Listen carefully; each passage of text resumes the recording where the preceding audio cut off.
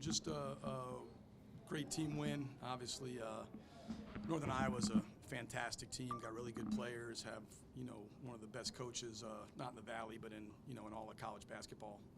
In Coach Jacobson, and program they run is incredible. So it's a great win because I thought we. A lot of the things that we talked about leaving Drake, I thought we had to carry over there. I thought we closed really well against Drake, that last possession notwithstanding. I thought we did a lot of things to close here down the stretch. 4 straight stops, and then the buckets they got were earned.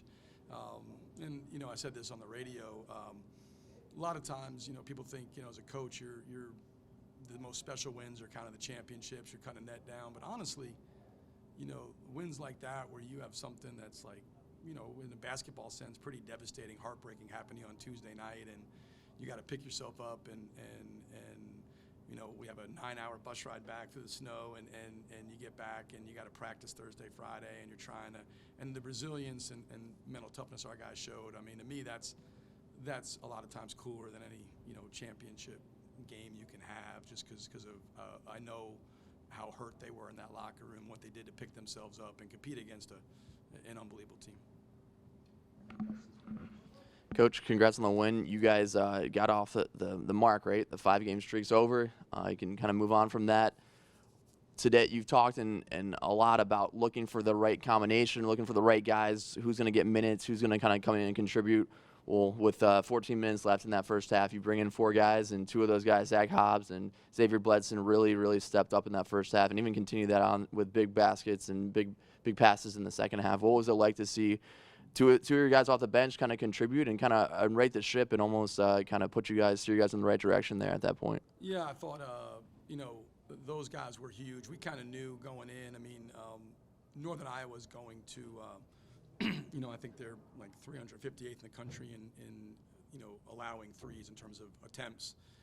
And it's by design. It's the way, it's a very good scheme. They're very schematically sound defensively.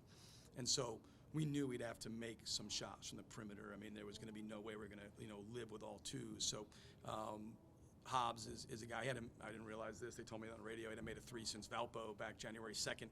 So he gets good looks, and they just haven't gone down. But he's a guy that works at it. He never loses confidence. He's always a guy that believes in himself. He got great looks today, based on the way they were playing him and let him fly. And I thought he was tremendous. And Jabo. I thought he was really good too. We've talked. We had a long talk this week, and I told him, I'm gonna play him here in the first half, and a lot of seasons gone by, he hasn't played much. He's great for us in Florida, but I thought my whole thing with him was, he's got to defend better, and he's got to hit singles offensively. He can't afford that, and I want him shooting when he was open. Every time you're open, let it fly. He has a tendency to, turn down open ones to try to make a spectacular play, and he was just rock solid. Hit singles all night. All the threes he took were good. He made some, he missed some, but he was terrific for us. And I thought his defense was great. He did a really good job. I mean, Anderson's a really tough matchup for anybody. Plays so hard and so physical and so athletic. Jabo plays hard and is physical, is not athletic. So for him to compete with him was great. Thought he did a wonderful job. And those guys, I mean, they were the linchpins in it. Julian Larry's defense on Bowen Bourne. Cam Henry's play down the stretch and some of the big rebounds. But we don't win that game without what Jabo and Zach Hobbs did for us to get us across the finish line. And you guys closed that out, got the win, and it sounded like Holman Center came alive, right? Kind of was electric a bit, and you had those final 2 minutes, the crowd's getting up and kind of getting loud when you guys get back on defense. And what was it like to just kind of get a win, in that moment at home with just everything that's kind of happened with the last couple of games for you guys? Well, at this point, I'd take a win at anywhere. Home, road, neutral, playground. It's been a long time. The thing that I give these guys credit is they've been fighting so hard. They really have, and I know there's been a lot of criticism and I said this a while back. We probably were not as good as everybody thought we were. We were 6-0. We're not as bad as everybody thought we were. We lost 5 straight. We had a chance to win a lot of those games. Drake game included, right? And so we had a chance to win really all 5 of those games, and we lost all 5, and some of them in heartbreaking fashion.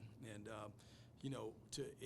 our guys, I think, to I thought we made the step forward in closing time against Drake relative to every team's got to find its identity. Like, what are they great at?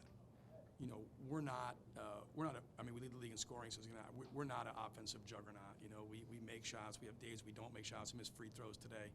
If we're going to be a really good team, our identity's got to be tied up into the defense. And we got to get as good as we can get on that end. In this league, to win, you got to do two things. You got to be elite defensively, and you got to be able to, at game point, you know, final 4 minutes of a close game, close games out. And I thought a lot of times early in the year when we hit adversity or we got to game point, we would kind of pull apart and try to do it ourselves. And we would have breakdowns defensively. I thought Drake and today, we really came to pull together. And we dug down, and like I said, Bowen Bourne shots he made there in the stretch, those are just a great player making big-time plays. The play with Wolf, that's a big-time shot. Zach stumbled, tried to show on the ball screen, stumbled. But, I mean, a brief second, got to contest Wolf. I mean, you got to credit those guys. But I thought in the last 4 possessions, those stops. And the way we played offensively, we shared it. We got to matchups we wanted. Cam Henry finds Jabo and one. I mean, we did a really good job of sharing the ball and making the right plays offensively. And then made big free throws. You know, I mean, we had a bunch of guys step up and knock 2 free throws in down the stretch to keep separation right there. Coach, you just touched on it, you know, about the, you know, Drake game and this game being that kind of moment where you saw how mentally strong your team can be. Drake, obviously, its ball goes one way. You know, basketball gods just didn't smile on you that night. It feels like this is a team that's mental toughness has been called out, you know, by players, by you, by fans all season. Today was one of those days where we saw the things that have bit Indiana State in the second half, you know, calls not going the right way, and guys just stuck together. I told Cam afterwards, we saw Cam literally just walk away from an official call that 2 weeks ago would have been a technical. We all know it would have been. Yeah. So just how great of a feeling is to kind of see this team finally exercise some of those demons. Well, you know, you're 100% right. I think, you know, we've talked a lot about, you know, the first step to being a great team is to become a team. And you don't become a team until you go through things together. You got to go through some stuff together to kind of galvanize, become a team. And, you know, we hit that patch in December, but this has been a really hard patch. We've gone through some really painful losses, you know, a couple 2-point losses on the road. We lose it 2 at Missouri State, lose by the buzzer beater at Drake. The game here with Illinois, lose a 15-point lead. And we've talked a lot about, you know, what closes, how do you close out really good teams? And it's 2 things. It's your togetherness and it's your effort. Right, it's your togetherness and your effort, and it's easy in those scenarios to pull apart. And I thought Cam did a great job of staying focused. He got a tough call there. What he thought was a tough call, I actually thought it was the right call. But Cam and I disagree on a lot of calls. But regardless, he got to the next play, and that's the thing. If you can really lock into playing as hard as you can and making the next right play, and block everything else out. That's the path to playing your best basketball as an individual player, because whether something good happens, if you're making the next right play, your mind's on, hey, this is the next possession. If you make a turnover, a bad play, a bad call, bad bounce, bad whatever, you know, our guys have really worked hard on trying to develop something, because they've been called out on it and deservedly so, right? I mean, it's not, I mean, there's, you know, I tell the guys all the time, you know, we're going to be doubted and deservedly so. But it's, you know, I said after Drake, you know, it's time to get to work and buckle down and make a run. And you know, today was the starting point of buckling down and making a run. I thought, like I said, Drake game, closing it out, I didn't think we could have closed it any better other than the batted ball going the wrong way. Everything we did offensively, everything we did defensively down the stretch of Drake to get there. Roman Penn makes a bank shot, you know, and there's tough shots made and the ball doesn't bounce our way. As you said, the basketball gods did not reward us. But you know, today was another step in that right direction. I'm seeing a team come together, and when you look at it and you say, man, you know, Vasco's 1 for 9 and doesn't play the last, I don't know, whatever it was, 8-10 minutes. And, you know, and all this, you know, leading scorer or whatever has 3 or 5 points, whatever he had, a 5, I guess. You know, to win that game shows the team, the strength of the team, and we run it on the right stuff. We run our defense, our toughness, and playing together offensively. That leads me into the next one. I asked, you know, Jabo and Cam about this. You know, all the new pieces that were coming in this season that everyone was excited for, you know, in a game that it felt like you guys really had to have, you know, because it's completely different being 7-5 than it is 6-6, even with 12 games still left in the season. It was the guys that were here last year that kind of helped you Yeah. try and build what you're doing right now that got you to where you needed to be today? They did. They got us over the hump. Really those four and Robbie in the second half, and then obviously coming in with Hobbs. So it was really though we played those six. Till the wheels came off right there, and they were great. I mean, I couldn't take Jew out because of the job he was doing on Bourne. We had a couple breakdowns there in the second half. Cam was flat in his triangle. Bourne hits a three. We go under a screen. Bourne hits a three. But that's the thing with great players is as soon as you screw up, you pay. That's what makes them great. I mean, any mistake, Bourne's going to make you pay. We made back-to-back mistakes. Jude did an unbelievable job on him. Like we talked about Hobbs, Jabo, Cam. Those guys that have been through it, they've been through the wars. They've been through the wars. They went through a season last year where they won 11 games and 4 conference games, and they know what it's like to not have success. And I trust those guys, Coop, the whole group out there. I trust those guys. And that was the best group to close this game. And last game was Voss who made the big shot against Drake, and it doesn't necessarily, every game's different. I don't think we're not at the point where, oh man, we're going to close with this guy or do this or do that, because it's just a collective. We don't have a bow and Bourne. You say, hey, put the ball in his hands and let him go do his thing, or we have to do it as a team, and that may be Robbie, maybe Cam, maybe whomever, but Coach Jacobson, that's why he's such a great coach. He went small and switched and took Robbie out of the game because Robbie didn't have anybody out there to guard.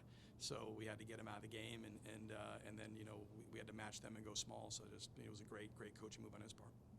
Cooper looked like he was more aggressive today too. That's something that it has kind of been lacking this season. I think by design. Coop was used to putting the world on his back last year, and obviously being a catch and shoot guy before that. This year he's been facilitating and working on his defense a lot more. But today we saw a lot more of that old Coop where he wasn't afraid to let it fly, especially once he saw that first one go down. Yeah, Coop. We need Coop to be aggressive. The thing I've told him all year is. I want him to be aggressive to shoot when he's open. The thing in this league is the defenses are so good, right? And it is the better defense you play, the harder it is to generate an open shot. And so once you do generate open shot, if you turn it down, hard to generate. You're not going to generate a second open shot. It's usually whatever happens after you don't shoot an open shot is usually way worse. You turn it over, you wind up with a worse shot. So really been in his ear about, letting that thing fly when he's open. And I loved it. He was aggressive. I loved that he got some shot fake drives. He's trying to do winning things. That's the thing about Coop,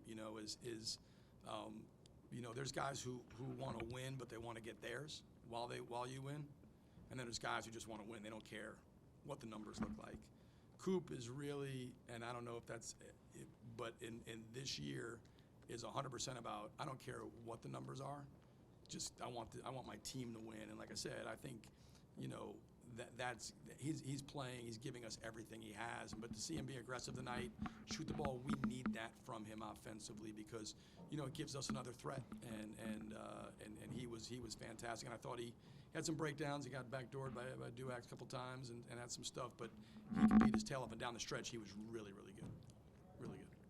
Coach, growing up, I feel like there wasn't a time where I can't remember when Coaches vs. Cancer was like an annual thing, like that was going on. And I always remember like just, the coaches in suits, and then you had the tennis shoes, and like it was just kind of like almost like something that sticks out in my memory today that you guys were honoring that. What did it mean to kind of, just be a part of that? And like, what does that day mean to you? Does that have what kind of significance does that have to you? Well, I lost my mother to cancer.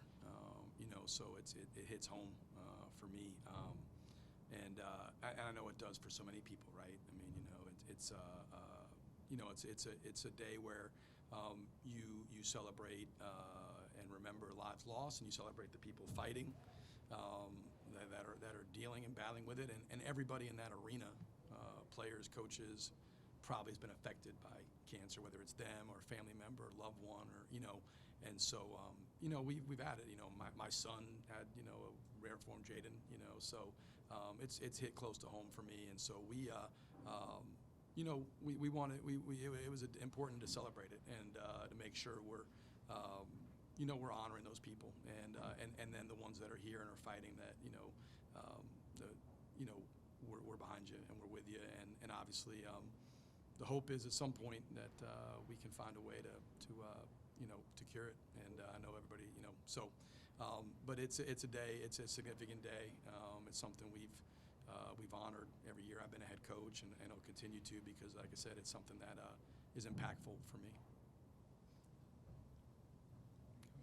Thank you, guys. Thanks, Coach. Congrats. Thank you. Yep. Good day.